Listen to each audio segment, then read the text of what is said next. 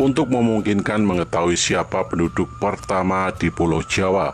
Perkembangan manusia purba di Indonesia bisa menjadi rujukan. Tapi apapun itu teorinya, kita sepakat bahwa suku Sunda dan suku Jawa bagian dari rumpun Austronesia. Austronesia mengacu pada wilayah geografis yang penduduknya menuturkan bahasa-bahasa Austronesia. Wilayah tersebut mencakup Pulau Formosa, Kepulauan Nusantara, termasuk Filipina, Mikronesia, Melanesia, Polinesia, dan Pulau Madagaskar.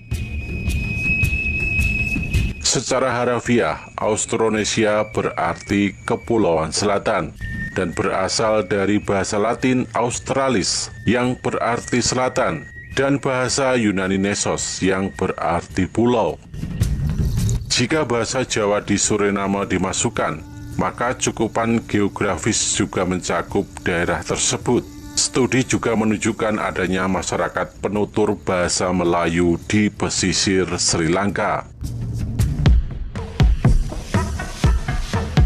Kembali ke pembahasan tentang suku yang mendiami Pulau Jawa.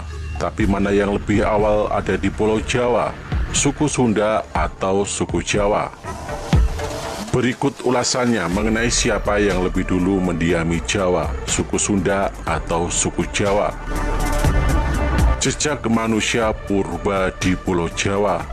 Penemuan manusia bumi ayu berupa beberapa potong fosil tulang paha, rahang, serta akar gigi manusia purba.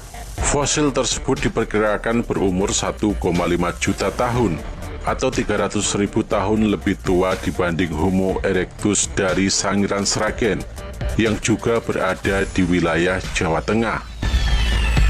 Fosil Homo erectus Sangiran 17 dan Homo erectus Kul 9 merupakan contoh fosil yang ditemukan di Pulau Jawa. Fosil itu ditemukan tepatnya di Desa Pucung dan Desa Tanjung Sangiran. Kerangka atau tulang belulang manusia purba lainnya terus ditemukan di Jawa Tengah dan Jawa Timur. Di antaranya penemuan fosil manusia purba oleh Eugene Dubois di Desa Trinil, Jawa Timur. Selain juga penemuan fosil manusia purba oleh B.D. Reitz Cotton di Gunung Lawa, Desa Wajak pada tahun 1888. B.D. dan Reitz Cotton menemukan sebuah tengkorak yang dinamakan Wajak 1 yang berumur Holocene 10.000 tahun yang lalu. Setelah penemuan tersebut, fosil Wajak 1 yang dinamai Homo sapiens wajakensis. Penemuan lainnya yang dilakukan oleh Dubois di sepanjang aliran Sungai Bengawan Solo di Desa Trinil pada tahun 1883.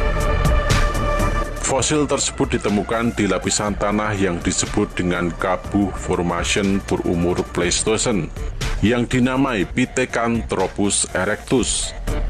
Setelah penemuan itu, Dubois mendapatkan penemuan lainnya dari Desa Sangiran Kedung Brubus Pening Mojokerto, area Ngandong, pada tahun 1930 sampai dengan 1940. Lalu pada tahun 1950 sampai dengan 1970 ditemukan banyak penemuan di daerah Sangiran, Sambung Macan, dan Ngawi. Siapa yang lebih dahulu mendiami Pulau Jawa, suku Sunda atau suku Jawa? Juga dilihat dari kisah suku Jawa, bahwa nenek moyang mereka mulai berdatangan pada 450 sebelum Masehi hingga 78 Masehi. Konon mereka yang mendarat pertama kali di daerah Banten tak mampu bertahan lama mendiami daratan di Pulau Jawa. Bukan hanya karena ganasnya gangguan dari makhluk-makhluk berbentuk aneh, namun juga binatang-binatang buas. Sekitar 500 tahun berikutnya, penguasa kerajaan Keling yang bernama Brahmaniwati berhasil menaklukkan Pulau Jawa. Kapal-kapal penuh dengan penduduk desa dibawa ikut serta. Mereka dan keturunannya inilah yang menjadi cikal bakal kerajaan Pajajaran di Jawa Barat. Kerajaan tertua suku Sunda telah melahirkan peradaban besar di Nusantara. keberadaan Kerajaan Salakanegara pada abad kedua hingga akhir abad ketiga Masehi menjadi salah satu bukti suku Sunda memiliki pengaruh besar di Nusantara. Salaka berarti perak dan nagara memiliki arti kerajaan. Kerajaan Salakanegara diyakini sebagai leluhur suku Sunda karena wilayah peradaban keduanya sama persis.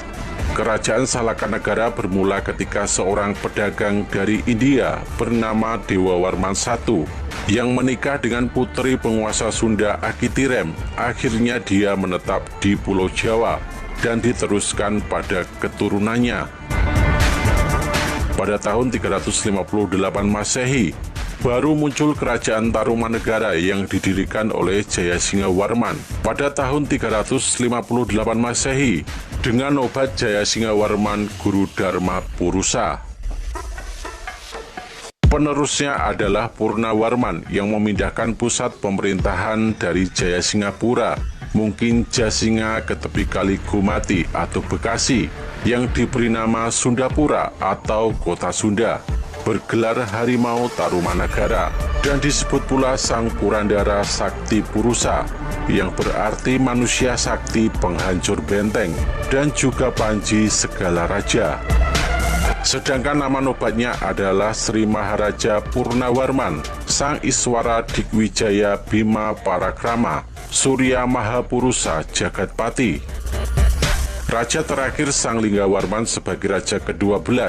Kemudian Tarumanegara diubah namanya menjadi Kerajaan Sunda oleh Tarusbawa, penerus Linggawarman. Akibatnya belahan timur Tarumanegara dengan batas Sungai Citarum memerdekakan diri menjadi Kerajaan Galuh. Kerajaan Sunda berlangsung hingga tahun 1482 Masehi dengan 34 raja. Prabu Maharaja Linggabuana dinobatkan menjadi raja di Kerajaan Sunda pada 22 Februari tahun 1350 Masehi. Dia gugur bersama putrinya Citra Resmi dalam tragedi Palagan Bubat akibat ulah Mahapati Gajah Mada.